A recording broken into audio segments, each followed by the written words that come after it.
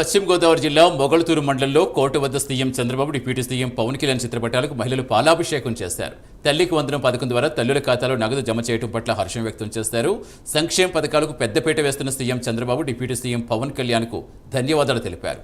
జై చంద్రబాబు, జై పవన్ కళ్యాణ్ అంటూ నినాదాలు చేశారు.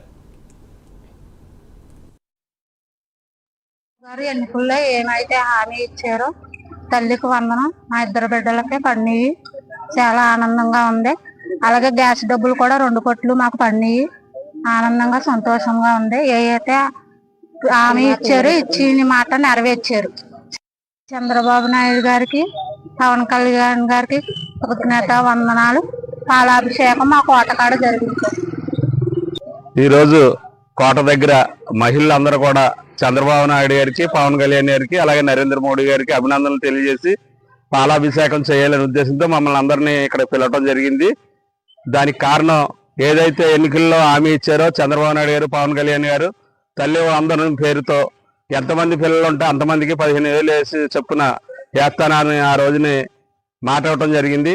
ఆ మాట ప్రకారంగా రాష్ట్రం ఎన్ని ఇబ్బందులు ఉన్నా, కష్టాల్లో ఉన్నా అనుకున్న ప్రకారం వాగ్దానాన్ని నెరవేర్చిన భాగంలో ఈ రోజు 4 పిల్లలు ఉంటే 4కి 4 15,000, 2 ఉంటే 2కే, 3 ఉంటే 3కి వేయటం జరిగింది.